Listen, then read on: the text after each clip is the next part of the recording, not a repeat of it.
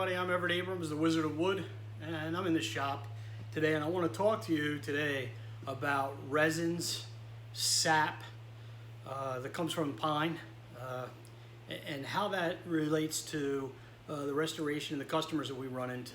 Okay, first, you can't do anything about pine or sap that's in pine. It's only in pine, in conifers. And there is absolutely nothing you can do about it. If you have it coming out on a deck or on siding, logs, anything, sap's going to come out. It will dissipate over time, but the only true way to fix it is to replace the board. Now that isn't always, the easiest thing to do, one. And two, there are a couple things to take into consideration when it comes to sap and resins. Okay, so if we're staining, we're doing restoration, you can put a little turpentine on it, you could sand it, you could do whatever, but it's going to come back. The issue really is that it comes up when it's hot and humid out. So what happens is we might do a deck or some siding, whatever it is, fence, whatever, in April, whatever, and then you stain it and everything's fine. You get that call in July, August, and the customer says, there's white spots coming out, whatever, we call them pitch pockets, pitch, resin, sap, that comes out, and then that's what happens. So anyway, the best way to take care of that is you just tell the customer that was in the wood. There's nothing you can do about it. It wasn't the stain, it wasn't you, it wasn't anything. It's the customer's wood. They bought the wood, they paid the guy to build the deck who used that wood. Now let's back up to that point, and that's the issue, really where it comes from. So we build decks as well. So what happens is everybody thinks pine is all the same. So you see these posts and people asking for, hey, when do you stain pressure treated? And most people say, it's 3 months, 6 months, a year, blah, blah, blah, blah, blah. All of it's crap. You want to stain wood or seal or put a preservative on as soon as possible. So what happens is people start looking at budgets and price, and they start figuring out, hey, do I want composite? Do I want cedar?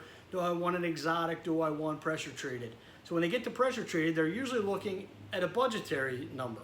So that's why they go with a cheaper number. And the guy that's going to submit the bid, if he's working on best price, he's going to give that cheaper number using, number 2, whatever. But anyway, what we're looking for when we build decks is we will only use PTP, pressure treated prime, no knots, and kiln dried, KD. And that's in here. So what happens is you get your mill stamp, you'll see premium, PTP, and then you'll have the KD for kiln dried. It will be in your mill stamp, okay? And then what happens is when you get that, there's no knots. So kiln dried, we can get right to it. We can stain it all, immediately, really, just about immediately. Now, is the first time the stain is put on the wood, is it going to hold as long as when the wood is weathered and opened up? No. So you tell the customer that if it's new wood, it probably won't last as long the first time, but after that, your money, it'll last, 2 years plus whatever on a horizontal surface, 3, 4, 5 years on the verticals, whatever manufacturer stain you're using. Prime, kiln dry, you don't have to worry about it, no sap.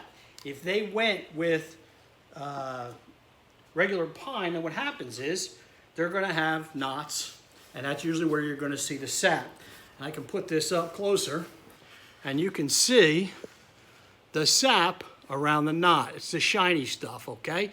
You can't get rid of the sap. If somebody built this deck and it has sap coming out, the only way to fix it, replace that plank. Otherwise, you deal with sap. If you stain over top of it, stains and sealers are permeable. That means they allow breathability. So what happens is it's going to transport through the sealer and the stain to the surface, and you'll get those white pitch pockets. There's nothing you can do about that. It is in the wood. So if a customer tells you, hey, it's something you did, hey, it's a stain, hey, it's a sealer, no, it's not.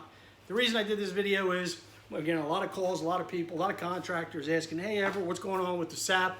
What's going on? They send me pictures. They don't understand it. Bottom line is, the sap or pitch, resin is only in conifers, only in pines. You're not going to find this in cedar or any of the other decking. And what happens is it's in the wood. It's not you. It's the wood that was used. I'm the Wizard of Wood. Thank you. Check us out on, if you like this, like it, subscribe to the channel. Check us out on deckrestorationplus.com. And check out the Wizard of Wood, Facebook and on YouTube as well. All right? Thank you.